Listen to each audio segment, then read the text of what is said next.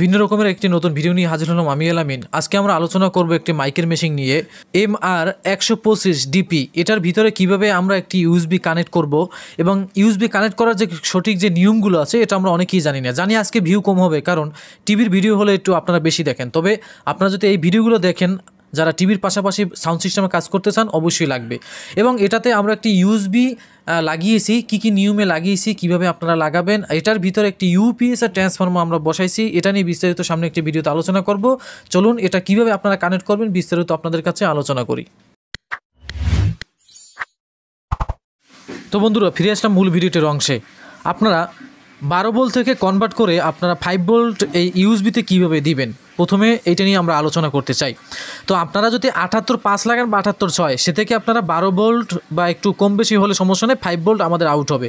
আর 78-12 মানে আপনারা 24 ভোল্ট থেকে 12 ভোল্ট করতে চাইলে তাহলে 78-12 লাগাতে হবে। এরপর আমরা আউটপুটে পাবো যে 12 ভোল্ট আর ইনপুটে ধরেন 24 ভোল্ট।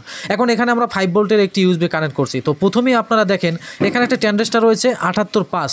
তো 78.5 থেকে বা 78.6 দিলেও হয়, 78.5 এবং 78.6। এখানে আমরা 12 ভোল্ট ইন করেছি এবং আউটপুট পাবো যে 5 ভোল্ট, কারণ একটি ইউএসবি চালাতে হলে অবশ্যই আপনাদের 5 ভোল্ট কিন্তু প্রয়োজন আছে। এখন এখানে দেখেন মাঝের পিনে আমাদের গ্রাউন্ড, এখন ওকুলের পিনে আমাদের 12 ভোল্ট এবং এখান থেকে আমাদের আউটপুট হয়েছে 5 ভোল্ট। দেখেন, এই যে দেখেন, আমি আপনাদের স্ক্রিনে দেখাচ্ছি। এখানে হলো আমাদের ইনপুট প্লাস ভোল্টেজ 12 ভোল্ট, আর মাঝখানে হলো ইনপুট গ্রাউন্ড।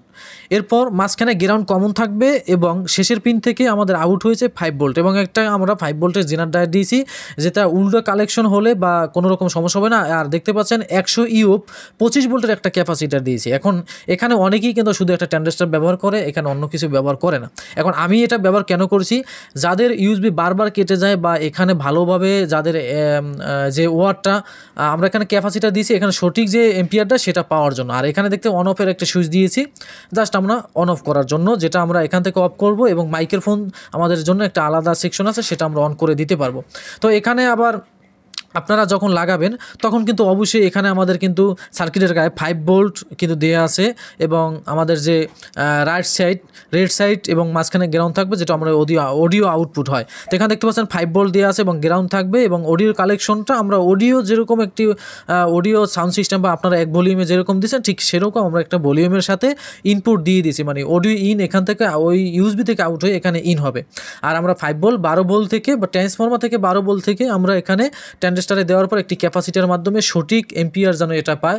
আপনারা অবশ্যই ক্যাপাসিটার ব্যবহার করবেন। অনেক সময় দেখা গেছে বেশি নয়েজ আসে, এই ক্যাপাসিটার ফলে নয়েজ আসবে না। আর ডায়োড দেবেন, তাহলে আপনারা নির্দিষ্ট একটি ভালো মানের এম্পিয়ার এখানে পাবেন। তো অবশেষে আপনারা এভাবে লাগাবেন।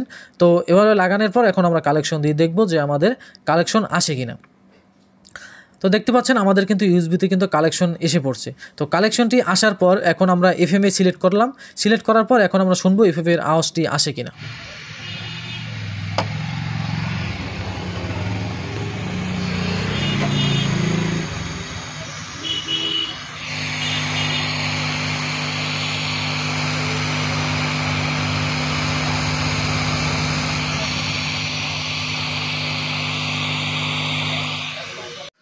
তো দুঃখিত, আমরা এফএম রেডিও চালানোর পর যে আওয়াজটা সেটা আপনারা শুনতে পেলেন। এখানে আমরা কোনো অডিও সিগন্যাল দিতে পারলাম না, কারণ কপিরাইটের একটা সমস্যা আছে, সেই জন্য অডিও আপনাদের দেখাতে পারলাম না। তবে ইউএসবিতে লাইন পাইছি কিনা সেটা আপনারা এফএম রেডিওর মাধ্যমে দেখছেন। আর এটা আমার কম্পিউটার সার্ভিসিংয়ের একটি দোকান।